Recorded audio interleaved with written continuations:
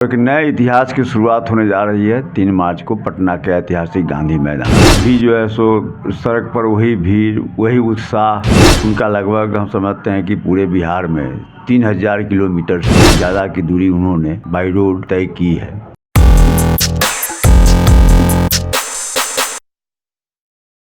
पटना के गांधी मैदान में 3 मार्च को महागठबंधन ने जन विश्वास महारैली करने का ऐलान किया है।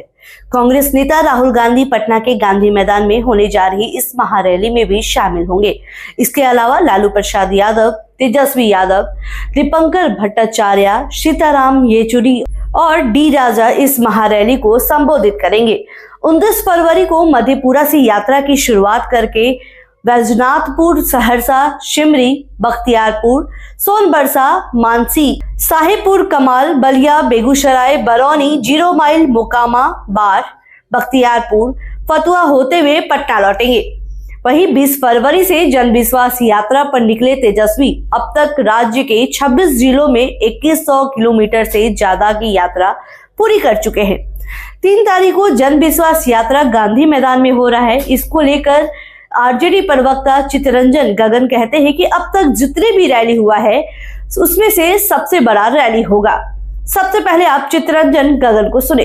देखिए, 3 मार्च को जो पटना के गांधी मैदान में जन विश्वास महारैली होने वाला है, यह अब तक के जितनी भी रैलियां हुई हैं पटना में उन सबों से बड़ी रैली होगी और एक नए इतिहास की शुरुआत होने जा रही है 3 मार्च को पटना के ऐतिहासिक गांधी मैदान से। इसको सफल बनाने के लिए हम सबों के नेता और नेता प्रतिपक्ष आदरणीय तेजस्वी जी 20 फरवरी से लगातार बिहार का दौरा कर रहे हैं और आज उनका लगभग हम समझते हैं कि पूरे बिहार में 3000 किलोमीटर से ज़्यादा की दूरी उन्होंने बाई रोड तय की है और सवेरे 9 बजे से लेकर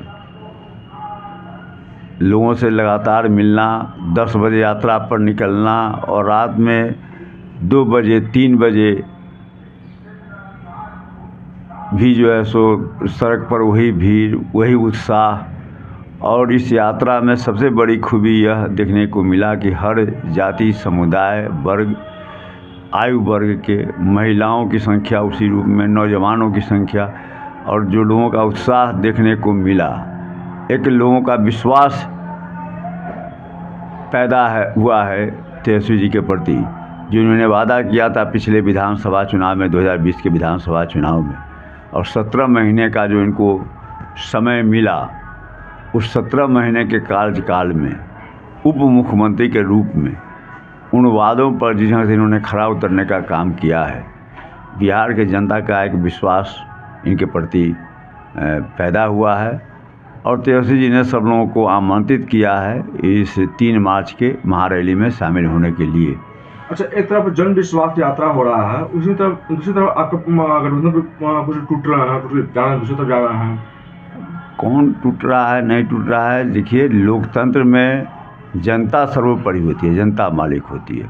तो जब जनता जिसके साथ में है उसके बाद में कौन आ रहा है जा रहा है, यह काम भाजपा करती है, जिसको कि जनता का विश्वास नहीं है, जनता का समर्थन खो चुकी है। तो यह जो है सो जोड़ तोड़, खरीद फरोख्त, यह सब जो है सो 2 नंबर का धंधा भाजपा करती है और जिसके साथ अपार जन समूह है, जिसको जनता का विश्वास प्राप्त है, वह इन सब चीज़ों में क्यों विश्वास करेगा और इन सब चीज़ों में पड़ेगा। अच्छा, भाजपा बोलती है कि टूटा है और टूटेगा। भाजपा, देखिए, भाजपा के पास जो है CBI, ED, IT, ये जो एजेंसियां हैं उनके अनुषांगिक संगठन के रूप में काम कर रही हैं। जो भी काला धन इस देश का है वह सारा काला धन भाजपा के पास में है।